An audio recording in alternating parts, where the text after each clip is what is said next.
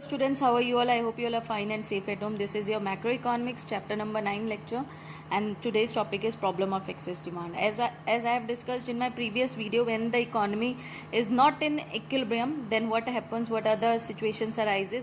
The two situation arises either when aggregate demand is less than aggregate supply, that is known as deficient demand, and the other condition can be when aggregate demand is more than aggregate supply. So when aggregate demand is more than aggregate supply at full employment level of output, students, you have to write this, at full employment level of output, then the situation of, we can say, excess demand or the problem of excess demand arises. And जब demand ज़्यादा होती है, it means purchasing power ज़्यादा होती है, तो suppliers जो है प्राइजेस को इंक्रीज कर देते हैं, and it gives rise to the problem of inflation, जिसकी वजह से इन्फ्लेशन की प्रॉब्लम आ जाती है. Okay, and this problem gives a gap, causes a gap जो कहलाता है inflationary gap. It causes a gap known as inflationary gap. अब एक्चुअल में होता क्या है बच्चों, लेट्स सपोज कि रिक्वायर्ड एग्रीगेट डिमांड जो है, सप्लायर्स ने सोचा कि एग्रीगेट डिमांड जो है मार्केट में 15,000 यूनिट्स की होगी. ओके, बट करंट में एग्रीगेट डिमांड, एक्चुअल में जो एग्रीगेट डिमांड है वो हो गई 20,000 यूनिट्स की. ठीक है, सोचा था, एक्सपेक्टेड था, प्लान्ड था, इतना हो गया इतना. तो so the gap that is of 5,000 units, the gap, the difference between current aggregate demand and required aggregate demand at full employment level of output is known as inflationary gap. The difference between the gap between current aggregate demand and required level of aggregate demand at full employment level of output is known as inflationary gap. Now excess demand क्या imply करता है? Excess demand shows that aggregate demand exceeds full employment aggregate supply. of course ये हमें show करता है कि aggregate demand ज़्यादा है full employment aggregate supply से. नेक्स्ट कि इकोनॉमी जो है, अगर ऐसा हो जाता है तो economy over full employment equilibrium achieve कर सकती है. You know what is full employment equilibrium, you know what is under employment equilibrium, but you don't know what is over full employment equilibrium. ये यही होता है बच्चों, जब एग्रीगेट डिमांड ज़्यादा होती है, जब एग्रीगेट डिमांड ज़्यादा होती है और प्राइजेस ज़्यादा हो जाते हैं, जिसकी वजह से तब इकोनॉमी जो है over full employment equilibrium achieve कर सकती है. Okay, at a higher price level. Okay, this diagram you can see, suppose this is the original aggregate demand. ये हमारी इनिशियल एग्रीगेट डिमांड है. ओके, एग्रीगेट डिमांड इंक्रीज हुई, upward shift हो गई aggregate demand.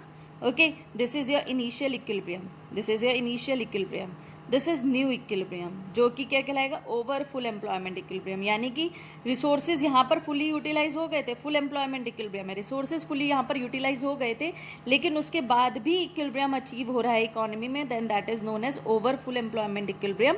और ये इनिशियल इक्विलिब्रियम है, तो इनिशियल इक्विलिब्रियम से लेकर यहाँ तक का दिस गैप ए बी, ये जो ए बी है that is known as inflationary gap.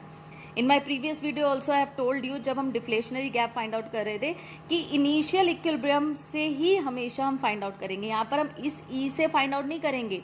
ठीक है, ये हमारा नहीं है गैप. हमारा गैप कहाँ से आएगा, यहाँ से, दिस इनिशियल इक्विलिब्रियम पॉइंट से हमारा जो गैप आएगा A B, that would be inflationary gap. Okay, now what are the causes of excess demand. अब एक्सेस डिमांड इकोनॉमी में क्यों होता है? It may be due to increase in private investment. Yes, जो फर्म सेक्टर हैं, जब वो investment ज़्यादा करते हैं, क्यों करते हैं? May be fall in rate of interest हो गया, उन्हें बहुत ज़्यादा प्रॉफिट्स हुए, जिसकी वजह से उन्होंने इन्वेस्टमेंट इंक्रीज कर दिया. इन्वेस्टमेंट ज़्यादा होने का मतलब है इकोनॉमी में कि मनी सप्लाई इंक्रीज होना, परचेजिंग पावर इंक्रीज होना, और at the end aggregate demand increase हो जाना. ओके, और क्या हो सकता है? It can be caused due to increase in money supply. मान लो कि आरबीआई ने न्यू करेंसी नोट्स इशू कर दिए. Printing of new currency notes students is known as deficit financing. ठीक है, डेफिसिट फाइनेंसिंग का मतलब क्या होता है?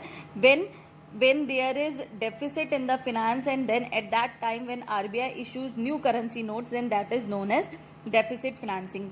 तो इंक्रीज इन मनी सप्लाई होगा मार्केट में, due to which aggregate demand will increase.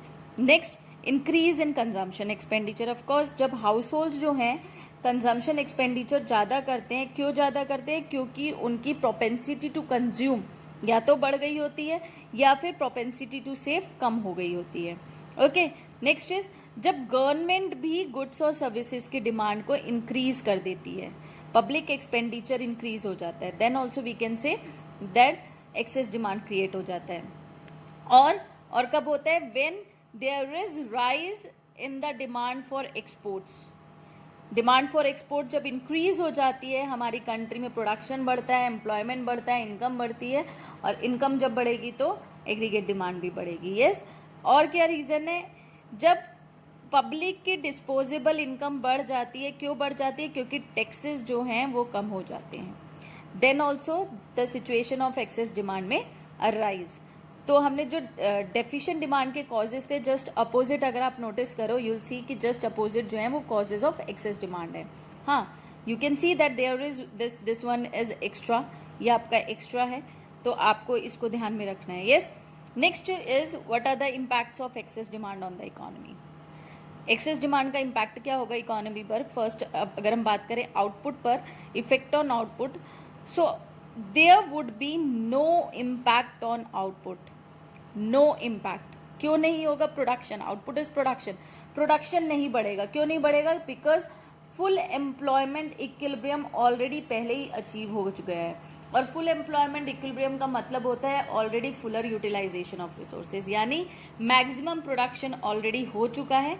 उससे आगे अगर एग्रीगेट डिमांड बढ़ भी जाती है, तब भी सप्लायर्स प्रोडक्शन को नहीं बढ़ा सकते, बिकॉज मैक्सिमम रिसोर्सेज जो हैं वो यूटिलाइज हो गए हैं. So no impact on output. Effect on employment, no change in the level of employment. क्यों? क्योंकि जब प्रोडक्शन ही नहीं बढ़ेगा तो एम्प्लॉयमेंट लेवल भी इंक्रीज डिक्रीज नहीं होगा. 1 point. Next point, full employment already achieve हो गया है. Full employment equilibrium already achieve हो गया है, जहां पर demand for labour is equal to supply of labour ही होता है. तो लेबर की जितनी डिमांड थी उतनी ही सप्लाई ऑलरेडी अचीव हो चुकी है.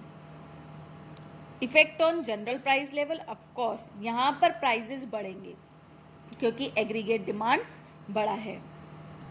Last point is effect on producers and consumers. यहाँ पर प्रोड्यूसर्स गेनर्स हैं क्योंकि उन्हें प्रॉफिट मैक्सिमम मिल रहा है.